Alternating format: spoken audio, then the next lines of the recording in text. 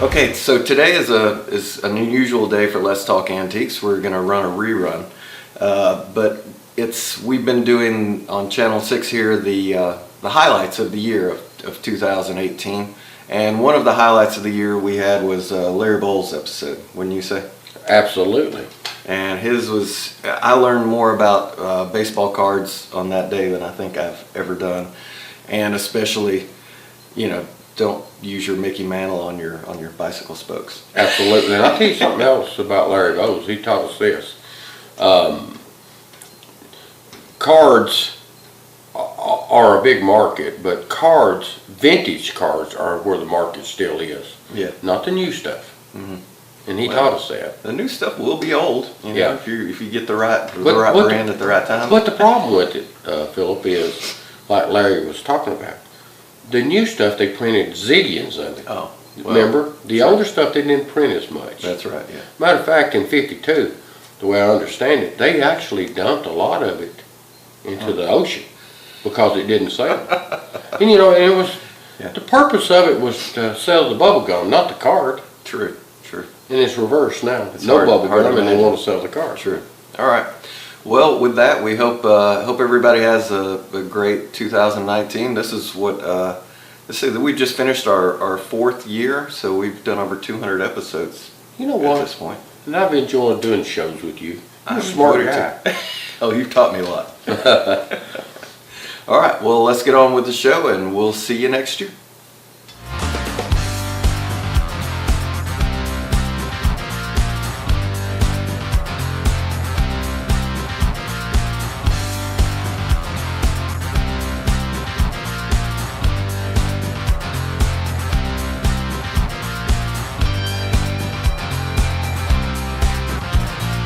All right, we're back again. Once more. Thanks for tuning into your hometown station, Thunder Radio, for Talking Antiques. David Pennington, you have a special guest for us today. You want to introduce your friend? Well, I do. I've got Mr. Larry Bowles with us today, who owned a card shop for years. He was so good at it that he quit his job at Carrier after working 15 years because he knew he could make more money selling cards. Could you do that today? Well, first of all, David, I want you to know that I consider it to be a privilege to be with you this morning, and I want to thank everybody out there for tuning in and listening to us.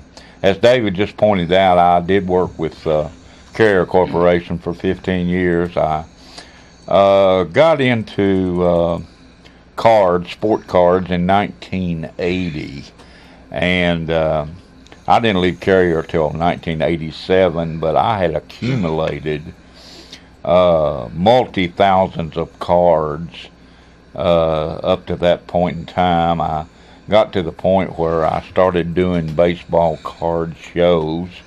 I would travel to major cities, mostly baseball towns, and boy, back in that time, people were really into the cards, especially the older vintage type stuff that we'll discuss here this morning. The cards that we grew up with. I can remember at 7 years of age, David, purchasing baseball cards, nickel packs that had 7 cards and a square piece of bubble gum. That was the most important part. Oh, I think so. Oh, yeah. Absolutely. But from the elementary school that I went to, one block over was a drugstore. The name of the drugstore was Salvin's Pharmacy. And I'd walk in there with a nickel, and I'd buy me a pack of cards. And I'd pop the bubble gum in my mouth, look at the cards temporarily, and then stick them in my pocket. But the other kids that would buy the cards, they'd pop the bubble gum in their mouth, but they'd take the cards, David, and fan them and pitch them in the air. Well, guess who was there to pick them up? Yeah. And so anyway, even as a kid, I accumulated cards, David, but what got most of my baseball cards was my bicycle. No kidding? Yes. Tell 'em why, though. That was Well, my let me question. tell you why. I mean, there were teenagers in the area that had a thing called a moped, and they would ride them things up and down the streets. Well, we could put them cards with a clothespin on our bicycles and make it sound like a moped. Mm-hmm. And the thing of it is, I got smart. Well, the kids in the neighborhood, I saw it from somebody else. Got smart, and I not only put one card on the front and back, but they run what we call duels. They put 2 on the front and 2 on the back. Well, they ain't no telling how many Mickey Mantle, Willie Mays, Hank Aaron, Ted Williams cards I put on my bicycle spokes, yeah. David. Yeah, you know what's going to happen though is that we're gonna look up some of them, and I hope you have a good heart because Well, I don't want to cause you to have a heart attack. Well- You know, all of the your retirement that you rode that bicycle with to have that sound of that motor. yes. Oh, I'll tell you what, they would get, when you changed them, you'd get to go down the block, maybe 1-2 blocks, and it was time to change. Yeah. You kept a supply in your pocket. All right. Yeah. But when you went to take one off, you could hold it up and blow on it, and the fibers in the cardboard would just flutter in the air because you just absolutely wore it out, you know. But yes, David, there's no telling what I consider to be the money cards that I deposited that way. You just end up, you know, after they wouldn't have the ability to give you that sound, you just disposed of them, Yeah. you know. And a lot of people want to know, well, them old cards, you know, they wasn't really taken care of. Well, we handled them. We looked at them. I remember in 1961, I got my cards out to look. See, they didn't have the ability to focus in on a ball player where you could see his face all that well, only on a real close-up. But anyway, I'd spread my cards out to see what the guy looked like During the ball game. During the Yeah. game, I sure Right. did. Oh, yeah. But folks, all I can say is it was a part of my life when I was growing up as a young boy, and I rekindled that fire in 1980. I was also coaching Little League in the Tullahoma American Little League. And I remember buying baseball cards at the concession stand, and I can remember some of my mothers of the boys I was coaching say, look at Mr. Bowles over there buying them bubblegum cards. 3 years later, some of them would run into me and they'd say, you really knew what you were doing. I said, hey, I didn't have a clue that baseball cards were going to be worth anything. But anyway, I had the opportunity, as a lot of people did, to buy the old cards that we grew up with Yeah. in 1980, and you could have got them at a more than decent price. I mean, you could have done real well in 1980. Well, now tell them about when you was going to the card shops in Nashville. Was it 78? 1978, you could have bought a 1952 Topps Mickey Mantle for only $5. Wow. $5 in 1978. Man. What was some of the other players in '52 How much that is played on just the for Yankees? inflation? You remember some of the roster? 52 Yankees. Well, you got Yogi Berra. He was Yeah. a rookie in 47. Yeah. Uh, Let's go through that roster well, I as don't much think as you can. I don't know that I can. I believe they had a first baseman by the name of Coleman, I believe. I'm not sure about Tony Kubek and Bobby Richardson. I don't recall their rookie years. Pull up the '52 roster for the Yankees and let's see. Yeah, Let's help him with refresh his memory and let's see. I bet he knows about when a lot of them were rookies. Okay, so have you got the roster pulled Yeah, up? let me get the whole thing. All right.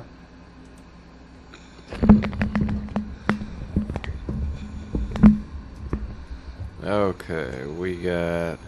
Okay, Larry, you see him? I do. I'll make it a little bigger too. Well, let's just start. Let's start at the top there. All right, Ewell Blackwell was a real good pitcher back in that day. Ewell Blackwell had a tremendous fastball, and like I say, now That same fastball today, a lot of these hitters would just eat it up. Mm-hmm. I mean, but Yule Blackwell, like I say, was a real good pitcher. Okay, he was number 40. Number 40 Okay. on the roster, and don't know a whole lot about Tom Gorman. He's number 24. Bobby Hogue. You remember him? No, I don't. Bob Kazava. Ed Lopat was a good catcher. He Okay. was a good catcher. Jim McDonald played third base. I Okay. believe. Bill Miller, I can't say I know. Tom Morgan was a good player. Mm-hmm. Joe Ostrowski, don't know. Vic Rossi, good relief pitcher. Vic Okay. Rossi. Allie Reynolds was a starter. Matter of fact, I think he was their number one ace. Allie Reynolds was. What position did he play? He was a pitcher. Pitcher. Okay. Yeah. When Johnny Sane would pitch, Yeah. they would say, Johnny Sane and pray for rain. But anyway, Keep going. Ray Scarborough, don't know nothing Okay. about it. Harry Schaffner, no. All right. Art Shallock, no. All right. Johnny Schmitz, no. Yogi Berra. Yeah. I have. What position did he play? Yogi Berra was a catcher, and I mean a fine one for many, many years. Do you remember when his rookie year was? Yes, sir, 1947. 47. Yes, sir. Now, let me tell you, there's a trivia question that has been out there for several years. Well, I guess really I've probably given away the answer, but the question is when Bill Mazeroski for the Pittsburgh Pirates in the 1960 World Series hit the game-winning home run to beat the Yankees in the 7th game of the World Series to win the World Series, who was playing left field for the Yankees? Well, folks, until they told me who it was, and I got to see it on film, when he turned his jersey around and I saw that big number 8, I knew who it was. It was Yogi Berra, was playing left field when Bill Mazeroski hit that home run in 1960. I was 10 years old. I always thought he was a catcher. Yes, but now there had to be a reason that he was in left field at this time. They probably brought Elston Howard in to catch and let Yogi play left field. It probably was a roster. I mean, something come up during the game that they. Yeah. Well, I mean, the game was tied 10-10 when Mazeroski hit the home run to win it for the Pirates. Yeah, but anyway, we were on the Sandlot field playing baseball, and the neighbor stuck his head out the window and he hollered at us, "Hey boys, the Pittsburgh Pirates just beat the New York Yankees." I mean, I jumped for joy because So you was a Pirates fan? well, I wasn't a Yankees fan. You know why I wasn't a Yankees fan, David? Why? Because they won all the time. Yeah. You're right. But anyway, Why people aren't Patriots fans for football right now. Same. They just win too much. So Absolutely. who's the next one on the roster? Oh, by the way, as we get down the list right here, Yeah. I want to get down here to the very bottom. Well, Gil McDougald, he probably was in, that could possibly be in his rookie year, 52. But this guy right here at the very bottom, Johnny Mize, Yeah. he's not only Johnny Mize, he's Johnny Big Cat Mize. And how I know that, my wife in 1989 wrote to all the living Hall of Famers and sent them a quilt piece. Yep. And Johnny Mize, she wrote to him, and she said she wanted all nicknames to go with their name. And he signed that quilt piece, Johnny Big Cat Mize. Big cat. So when she sent that in and sent that to the Hall of Famers, do you remember how many she sent out? Well, I think she sent out somewhere in the neighborhood of 35 or 40. How many did she get back? 27. 27. Do you know right off the top of your head some of them she got back? Absolutely. Well, let's hear them. All right. Out of the Big Four, the Big Four came to mind in 1957. The Big Four was Mickey Mantle, Ted Williams, Hank Aaron, and Willie Mays. Wow. I told her, I said, Willie Mays will take your letter and he'll toss it But you know something, David? It was the third one she got back, and it was the best looking Willie Mae signature that I had ever laid my eyes Do on. you still have that quilt? She's got the pieces. We're still looking for baseball backing material to go on the back. Is what we're looking for. But yes, I've interrupted you there, but That's go a- ahead and you got 4 of them. What's some of the others? Okay, Bob Feller. Oh, that's a good one. The class of the Hall of Famers, in my opinion, in all the years that I ever saw baseball or baseball had ever been any part of my life, the class of the Hall of Famers, in my opinion, is Brooks Robinson. Mm-hmm. He never forgot who paid his salary, and he Yeah. would talk to you just like we're talking right now. A lot of people forgot that, didn't they? Yes, sir. One of the greatest third basemen that's ever played the game, Brooks, Tell you what. Brooks Robinson. Let's hold that, and when we get back, we're going to let you walk down that roster. We're going to test your skills on some more, and we're going to talk more baseball. All right, that sounds like a good idea to me, too. There it is. Thanks for tuning into your hometown station, Thunder Radio. Let's Talk Antiques continues. Hello, I'm Pick and Rick T from CFC, best place to get you used auto parts and all types of metals to repurpose for your needs. Just take a drive down 55, see this handsome guy, stop on by. Check out our computer for hundreds of autos to locate the make and the model of the part you need. $2 fee is all you pay. Sign in and get a hand stamp, it's good for all day. Bring in your tools, get the parts you need pulled, and use a wheelbarrow to lighten the load. Pay for your parts, prices you'll be fond of. Each part's price the same, Chevy or Honda. Get exchange warranty for 30 days too. Swap out the parts you don't need for the parts that you do. Happy picking! The Jiffy Burger on the Hillsborough Boulevard in Manchester has been voted as having the best hamburgers in Manchester. Hometown atmosphere, historical memorabilia, and of course those great burgers, salads, chicken, and so much more. It's the Jiffy Burger on the Hillsborough Boulevard in Manchester. Call in orders at 728-4452. You can also order at the convenient outdoor curb service. Hamburgers are made the old-fashioned way at the Jiffy Burger, Manchester's finest hamburgers. Open 7:30 until 9, Monday through Saturday. All right, and we're back talking baseball with Larry. I think when we went to the break, I think we were talking about of course, the 52 roster of the New York Yankees. On the 51 Bowman, Willie Mays. Yes, sir. 51 ball. They range between, looks like they're going to be in the 10 grand. Okay. I had one of those days. Yeah, but that the key word is had. H-A-D. Had. Yeah. But now, if you'd had that in the other, The tops. yeah, Yeah. it would have been about 27,000. Okay. So, folks, hey, we're talking about old baseball cards that we grew up with, and who would have ever thought that a piece of cardboard? Matter of fact, when I did my first baseball card show in 1983, David, in Chattanooga, I come home and I took what I had sold in money, and I pitched it on the kitchen table, and my wife said, "What is that?" I said, "That is what I took in today, selling those cardboard pictures." I didn't even call them baseball cards. Cardboard pictures. Cardboard pictures. But anyway, I should have been, instead of selling mine, I should have been buying, because you could have bought the old cards for a little of nothing. People were really into the new cards. Oh, God. They were into the new You cards. remember we talked about it? Yes.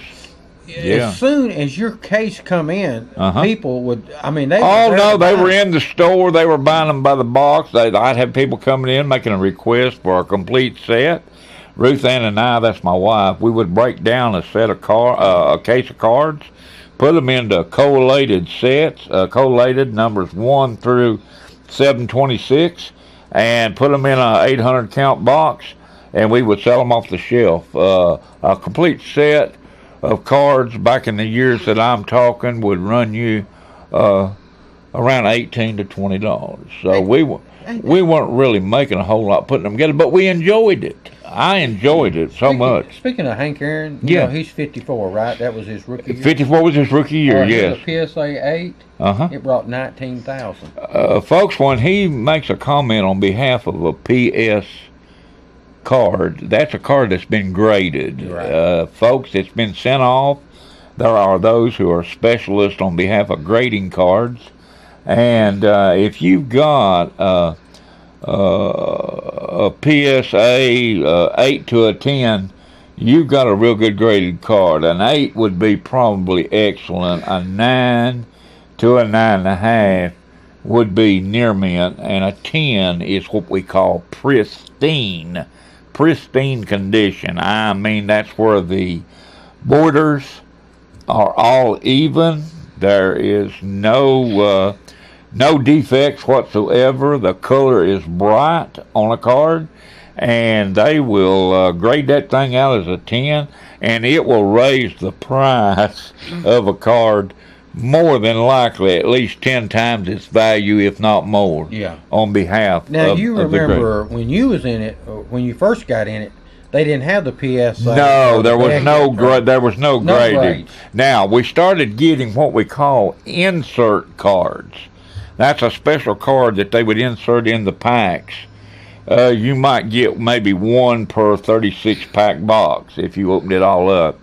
And the inserts could be a special set, Home Run Kings or something like that, you know. And you might have opened up a box and got maybe number 3 of 15. Well, that number 3 card, depending on who it is, you know, if it was an Aaron, well then all-time home run, well, it'd be worth some money. Now we're not talking thousands, David, but No, not then. but even well, let me tell you something. If you had $20 cards back in the day that I was in the business, Now we're talking the 80s, right? yeah, in the 80s, if you had $20 cards, you had something. I mean, selling a card for $20. Yeah. Now, in 1986, there was a gentleman that come out, and his rookie card booked very high just as soon as it hit the market.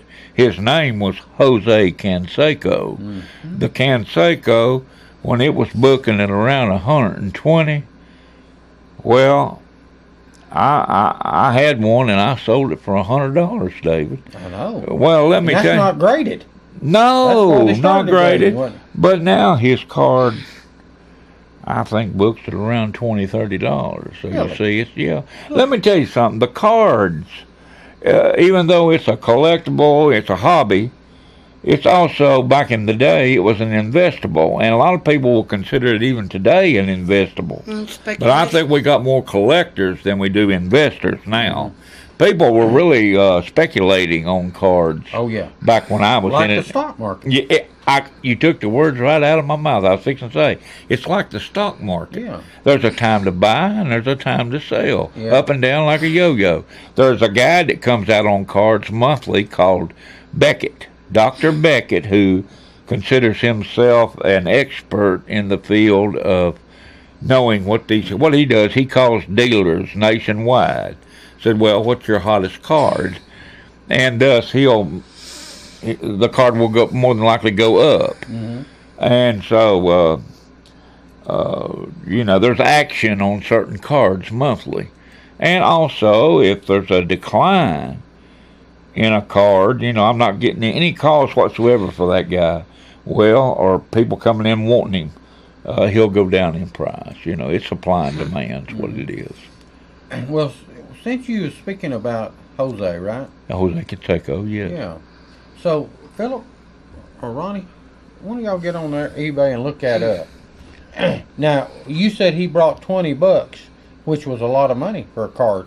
Well, no, he No, 100. he brought 100. 120 is what the book 120 at one time, but You sold yours for 100. said. You sold yours Huh? for 100. said you sold yours for 100. yes, I did. But selling a card for That's 20 still was a big good deal, money. right? Whoa, Just a card. well, now you need to understand. Now, I was a 15-year employee with Carrier Corporation. I gave up full benefits, 3 weeks paid vacation every year.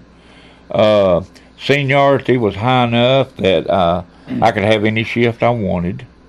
And I gave it all up, David, to go into the baseball card market full time. Because it was that good. It was great. Like we talked about, as soon as that case hit the door, you had them sold. didn't you? Oh, no, they went. Yeah. They went. I mean, people looking forward to getting the new cards every spring. Tell you what, let's do.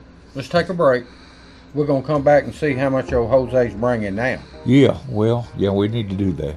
The Jiffy Burger on the Hillsborough Boulevard in Manchester has been voted as having the best hamburgers in Manchester. Hometown atmosphere, historical memorabilia, and of course those great burgers, salads, chicken, and so much more. It's the Jiffy Burger on the Hillsborough Boulevard in Manchester. Call in orders at 728-4452. You can also order at the convenient outdoor curb service. Hamburgers are made the old-fashioned way at the Jiffy Burger, Manchester's finest hamburgers. Open 7:30 until 9, Monday through Saturday. Pick and Rick T from CFC, best place to get you used auto parts and all types of metals to repurpose for your needs. Just take a drive down 55, see this handsome guy, stop on by. Check out our computer for hundreds of autos to locate the make and the model of the part you need. $2 fee is all you pay. Sign in and get a hand stamp, it's good for all day. Bring in your tools, get the parts you need pulled, and use a wheelbarrow to lighten the load. Pay for your parts, prices you'll be fond of. Each part's price the same, Chevy or Honda. Get exchange warranty for 30 days too. Swap out the parts you don't need for the parts that you do. Happy picking. All right. And we are talking baseball cards with Larry here. Hey, Larry. So we on the break we looked it up, and that Donruss, that's the one you got $100 for, right? 86 Donruss rated rookie. Yeah. Brought me $100. Okay, so now there's 32 it sold on eBay for roughly $8 a piece. The 32 brought $256.51. Now that's not graded, but yours wasn't either, right? No, sir, it was not graded. Matter of fact, I'll go ahead and admit when the grading system come out, I was rather disappointed because really I didn't know much about it. I didn't know how to grade a card. I knew that the key to a card, any card, is keeping the four corners sharp. Try to keep the card as pristine as you can. The least they're handled, the better off you are. And there's supplies in the hobby now. Plastic sheets, plastic holders that will keep these cards in pristine condition. So that's What's this in here, Larry? It's a Jose Canseco. It's a 1999 Fleer Tradition. What is that? That is an insert card that I was telling you about. They have inserted that card in their packs in 1999. And if you got one of them, usually, there wasn't many of those printed. What was that card worth back then? I don't have any idea because and so forth. I don't have one. Never have had one. $900. Yeah. I'm amazed at you fellas pulling up what these cards are bringing today, and I am surprised, David, because I did not know that even in graded condition that they're selling for the kind of money that you're talking about. Now, most of those cards, though, like you said, you're selling how many for a penny a piece? I'm selling 5,000 count boxes from... This is brand new, right? I mean, these have never been out of the box, right? Well, other than me putting them in the box. Right. Most of my cards are near mint to mint. Right. Worst condition would probably be excellent. And I'm selling them for a penny a piece from 1986 to 1994. Ain't that amazing? Yeah. So it's roughly $50 for a box, right? $50 a box. Yes, sir. Doggone. Yeah. Now, I've had many people ask me, well, now, are they all commons? What's a common? That's just an average player. You will find in these boxes that I'm selling, you will find commons. You will find minor stars. You will find stars. You'll find rookies. And occasionally you'll find a few Hall of Famers. So I'm giving the person who's making the purchase a pretty good lot, I think, for a penny a piece. And also, David, most people that are buying the cards from me, they're buying them for their grandkids. Right. And if their grandkids will maintain the cards in their present condition, maybe when they get to be half of mine and your age, maybe they'll have a little something to I think they will have. to start on. Especially, you said there'll be some Hall of Famers in there. And, you know what, Larry? By the time they're half our age, there'll probably be more Hall of Famers in there, right? Very well could be, David. Good point. Yeah. That's a strong point. Yes, sir. Yeah, very well could be. But anyway, we were going to take a look at the 1961. We had talked about the 52 New York Yankees. Now, this is the team roster, right? This is the team roster of the 1961 New York Yankees. Why was that a special year in 61? They had a right fielder for the Yankees who consistently was hitting home runs. His name was Roger Maris, and he topped Babe Ruth's single-season home run record of 60. Maris had to hit either two. Okay, the game before he hit 61, I think he hit about 3 to get him to 60, and then he hit what they call the right field porch. Yankee Stadium was a short right field. Mm-hmm. I think it was about 292. That's the reason I think Ruth liked it so well. But anyway, Maris hit it, and boy, what a thrill, hitting 61 home runs in 61 to break. Well, wasn't there another guy that was kind of hitting a few home runs back then, too, on the same team? That was... Mickey Mantle? Yeah, wasn't they almost like having a race there at one time? Oh, absolutely. Well, I'll tell you where the big race come in. Where was it? Well, it was, and I can't give you the year, but it was between Babe Ruth and Lou Gehrig. Oh. Oh, yes. Yeah. Matter of fact, Ruth told Gehrig, said, you stay out of the front porch. That meant for him to hit the baseball somewhere else besides right field. Yeah. Well, let me tell you something. They went at it strong. And they both wound up, I think, with better than 50 home runs that one year. Well, didn't Mickey Mantle that 61? Didn't he have several hits that year? I'll tell you what he did have. What? He had the longest home run that's ever been hit in Major League Baseball. In 61? Topps come out with a card of it. It came out in 62, but the card shows a picture of Mantle at the plate. Shows the baseball coming. I mean, it depicts an arrow where the ball left. He hit it completely out of Griffith Stadium in Washington, D.C. Do you know how far that was? Yes, sir. 572 feet. Golly. Completely out of the stadium. Can you imagine somebody able to hit a baseball that far? That's almost 2 football fields. Thank you. Right? Well spoken. Do you think that maybe the people that witnessed that, don't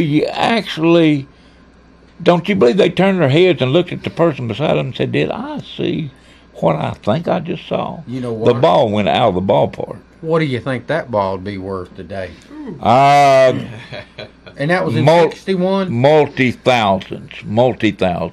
There is a place where all this... Ronnie, Google that longest hit Mickey Mantle ball in 1961, because Philip needs to keep it up to... Yeah, let me give you a couple of stats here real quick. As Mickey Mantle, his 1951 rookie year was paid $5,000 and his 1968 final year he got paid $100,000. So think about That's a big difference. how valuable Mickey Mantle was, and I mean that's a lot of money in 1968. Well, do you have some of the other stats on the pays? Yeah. Didn't I see a bunch of other pays that you had there? I just noticed it. On what? The stats on the pays. Yeah. You had it there because you was doing Mickey Mantle. You had Mickey Mantles, but wasn't there other ball players that showed how much they got paid too? No, it's just one at a time. Oh, okay. So, that is amazing, though. who You was thought, the- Larry, you'd have thought his salary went up after popping almost Well, 2 football field. David, the salaries today, the ball players signing for millions of dollars. If there was anybody that was worth could have had $1 million contract, it was definitely the big four when you and I were growing up. Now I'm mentioning Mays, Aaron, Mantle, and Ted Williams. Yep. Hey, those guys, they were strong, very strong. Roger Maris started at 8,500, and he finished out. What at year did he start at 85? 1957, and then 1968 was his last year, and he got paid $75,000 for that one. Now, a lot of people would say, yeah, but in comparison, what would that $75,000 do for a Right. player back then as compared to It'd be a lot. $5 million today? It's not well, $5 million. No. no, I agree. Or I, 10 $5 million. That's just a common 10 player. oh now. no, there's somebody that didn't somebody You think recently anybody play for didn't 5 somebody recently sign a $200 million contract? I'm sure. I don't know. You're the baseball guy. Well, oh my. He has classified me as the baseball guy. Hey, He is, isn't he, Philip? What do you say, Ronnie? Yeah, He's the guy so far. I'll put him up against anybody. 643 feet. 643. that's what they say that home run was. Well, the Cards. That's over 2 football fields. Yes. So he unloads a cannon shot, clearing RF Group in Detroit and landing in Brooks Lumberyard Wait a minute. Hit one in Detroit? across I didn't know about that Stonewall one. Avenue Yeah. in 1985. Who was 85. Who was it? that? No, it wasn't Mickey It Mouse. can't be Mickey Mouse. No, Wait a minute. no. What year did you say? 85? No way. No. His last year was 68. Yeah. In June 85, Mantle's blow was retroactively measured Red. What does at that mean? Red. 643 feet.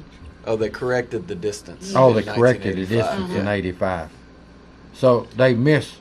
And Calculated. Yeah. listed in the Guinness Book of World Records. See, the as, baseball card says 572. Well, on it. but he's saying they readjusted Yeah, in 85. I Hey, right. does it say how much that ball?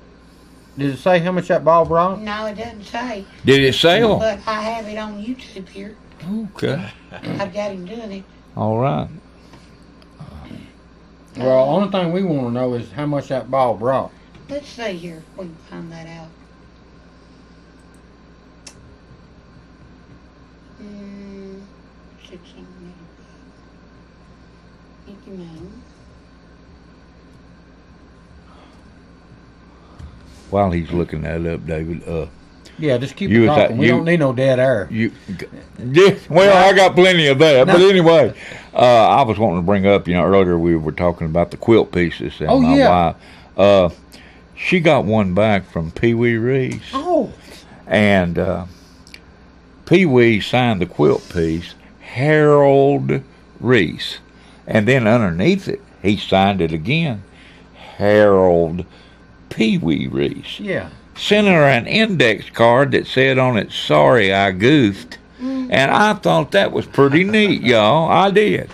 And Okay. and Hey, listen. yeah. You have finally talked us into getting a phone call. Hang on a minute. Now, you're going to have to put your headset on. Well, Because they're going to ask you something. well, they'll They have- won't ask me, Mr. well, Baseball. they're probably going to correct me on something. No, Hey, Mr. Baseball. I am a man that needs to be corrected, so y'all feel free All to right, we got a correct call. me Get your anytime. headset on. All right, I'm ready. Ronnie, you got yours on? Come on, ask me. Baseball. Hey, thanks for holding. You are Talking Antiques. Or do we make them hold Hello? too long? Oh, there you go. Hello. Now we got you. Go ahead, sir. Hey, Billy Jenkins. I just listened. to Hey, you gosh, about Billy, baseball. how are you? I'm doing good, doing good. Have you ever heard of a fellow named Colin Frizzell? Oh, listen, I guarantee you I have. Don't know anything of late other than, I'm sorry to say that I heard that he had passed. Is there anything to that? No, he had. Okay, Not well, this last few days. that's great news. I can say, you can get a hold of some bad information. But anyway, Oh, yeah. But Billy, it Okay. is so good to hear from you. And Yeah, I had heard from you for years. I'll let you go, buddy. I'm enjoying you.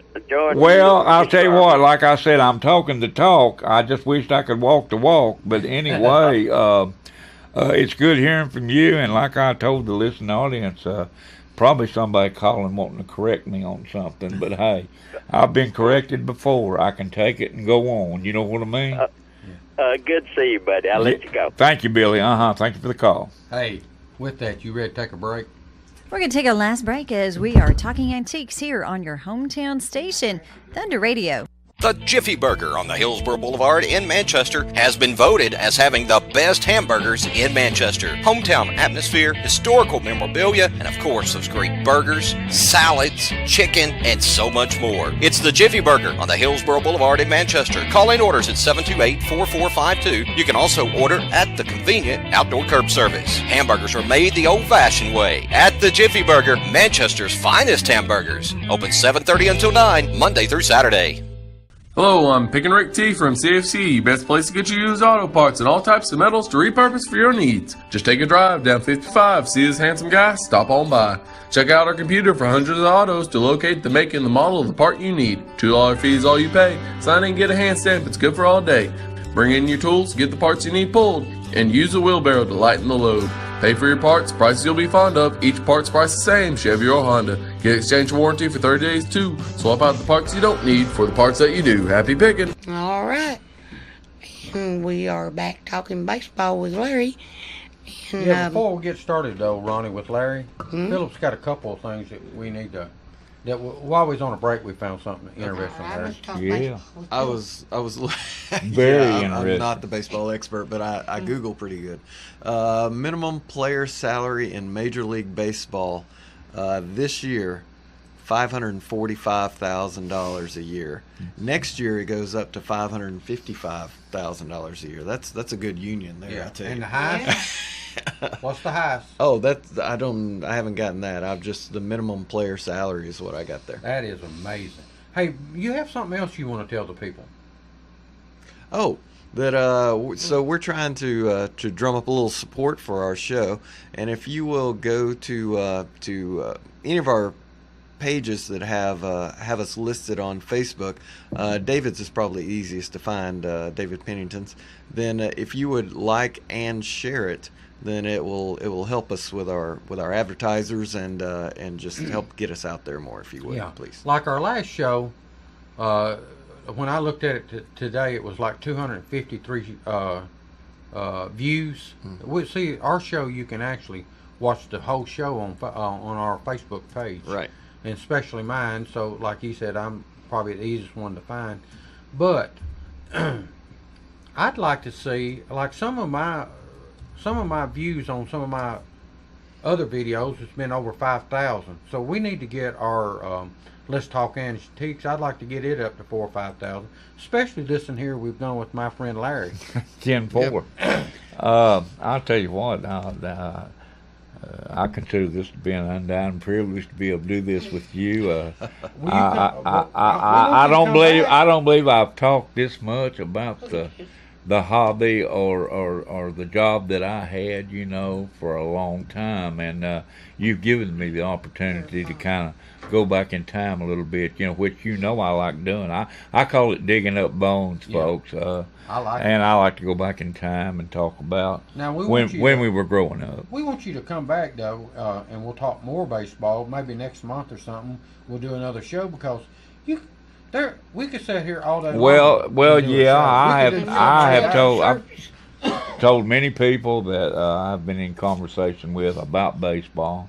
Baseball been a part of my life ever since I was 7 years old. In the town I lived in at the time. By the way, I'm a West Virginian. I was born and raised in So you're a Kanawha. transplant? Yes, and matter of fact, I think I haven't had.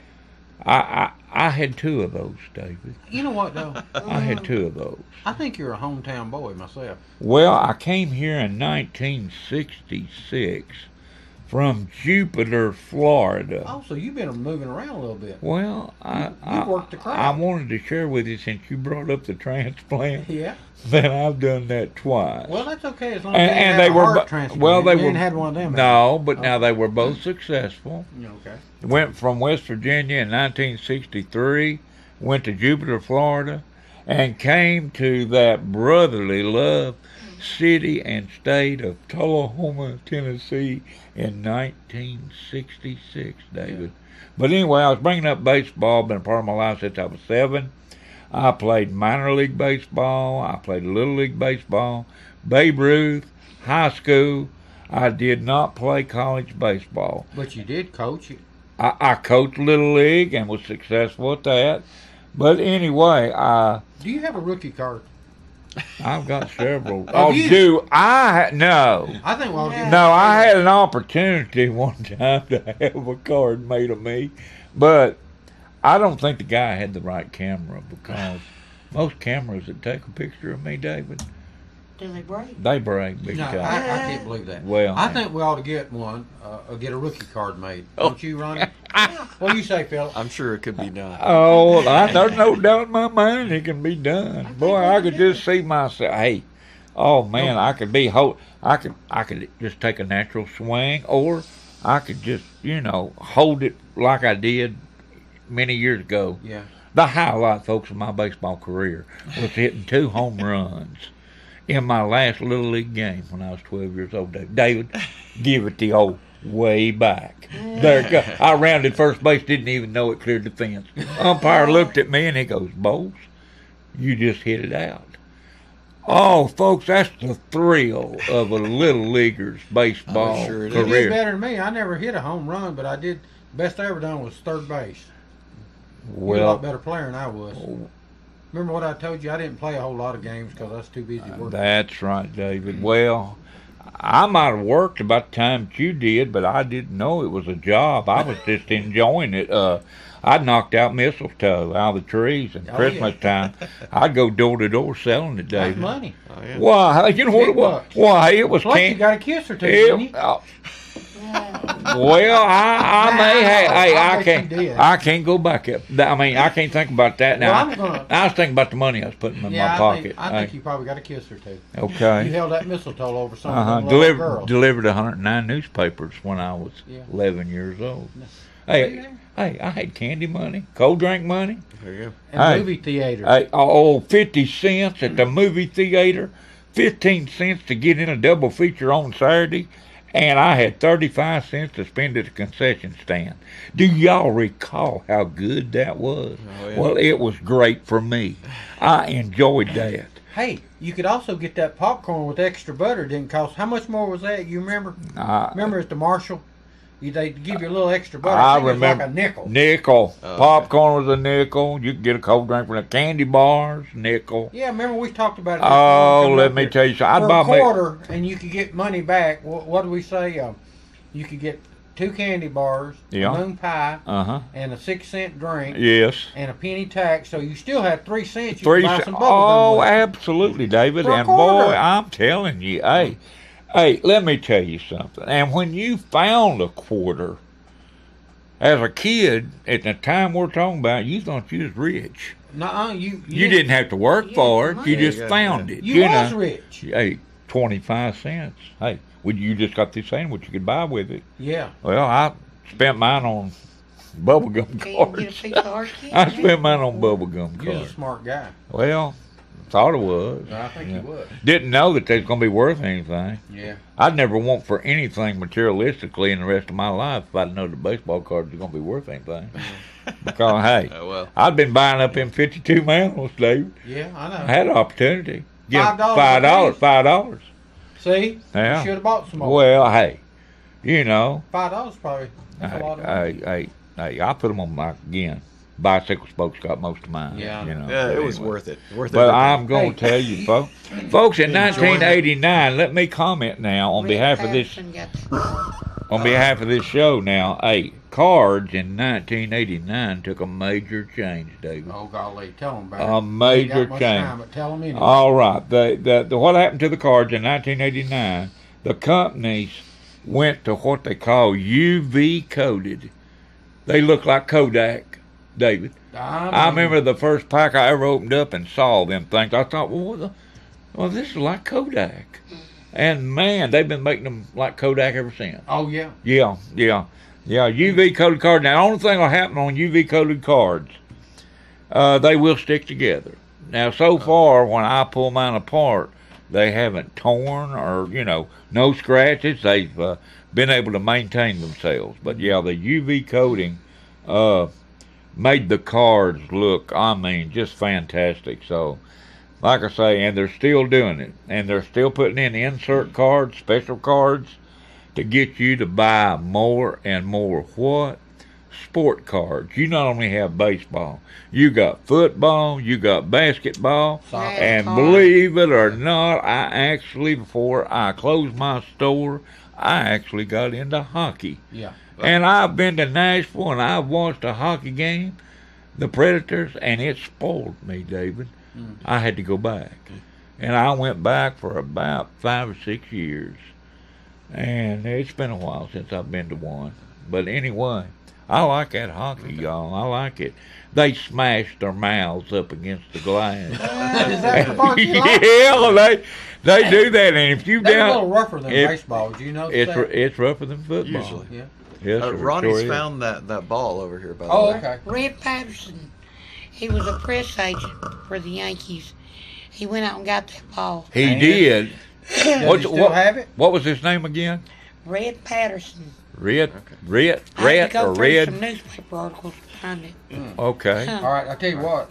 Did he say he sold it, or what did he do with It it? did never said. Hey, Okay. Larry, Huh? our little girl's back, and guess what that means? Well, She I can talked herself I out can of the only show. imagine. All I want to close out with is let the listening audience know that I, again, have considered it a privilege to be here with David this morning, and I want to thank him for allowing me to be here, and I hope that everything that's been said here this morning has been not only entertaining to you, but educational. Relatively and, true. And I look forward to coming back one of these Well, days. we David. want you back. Okay. I All didn't say right. anything about true.